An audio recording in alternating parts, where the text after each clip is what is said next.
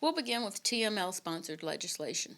Senate Bill 314 authorizes an alternate funding method for public safety services, including emergency communication services, law enforcement, and fire protection. The bill allows for the adoption of a single county-wide user fee that is assessed on all residents of the county. In the case of emergency communication services, this local fee would be in lieu of the current ECD funding model that relies on local appropriations to these districts. The establishment of the fee is optional and would require adoption of the local governing body. This fee is intended to offer an alternative to local governments in those counties where the current funding arrangements are no longer fair or sustainable.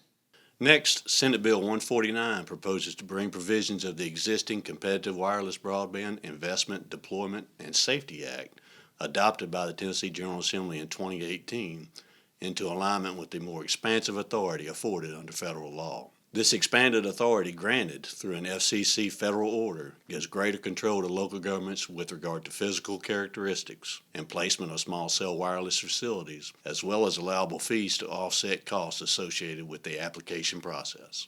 Senate Bill 610 addresses back pay and the expungement of public records stemming from an investigation and arrest of an employee. Current law requires a municipality to issue back pay to an employee placed on leave or terminated in conjunction with a criminal investigation or arrest and is subsequently acquitted or the charges are dismissed. The law also requires any public records associated with the investigation or arrest must be removed and erased. The bill will amend the expunction requirements relating to public records to allow an employer to retain any information that formed the basis of an administrative disciplinary action that was independent of the outcome of a criminal trial in a sealed file not available for public inspection.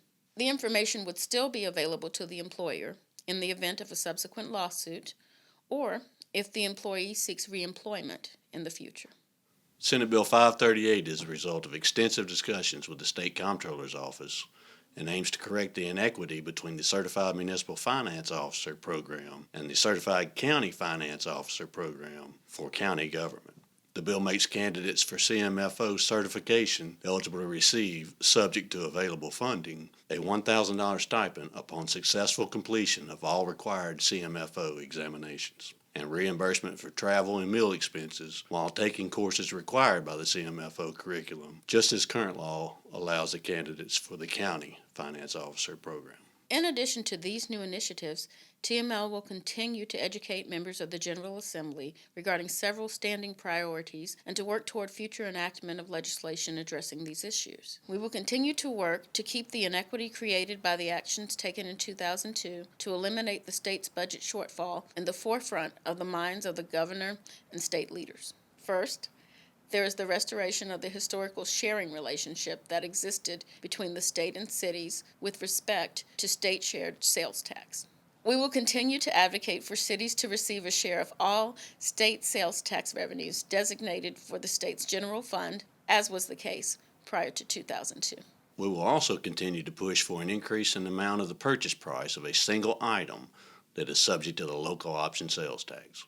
Currently, that amount remains at $1,600. While the state raised the threshold to $3,200 for the purposes of state sales tax in 2002. The amount of the purchase price that is subject to the local option sales tax should be increased to the $3,200 to mirror the state. Every Friday during the legislative session, TML publishes a legislative bulletin, which details the most important bills impacting municipalities that are scheduled to be considered by the General Assembly the following week. We also publish a daily update during the week, which reports the actions taken on these bills as they move through the legislative process. If you're not receiving the TML bulletins, it's because we don't have your email address. If you'd like to, reach out to me and I'll make sure you're on our list. Or have someone in your city reach out to Member Services Director, Debbie Kluth, to make sure we have contact information for all of your city officials. Should you have a question on any policy or legislation, call our office or reach out to Denise, Paige, and John Holloway of our lobby team.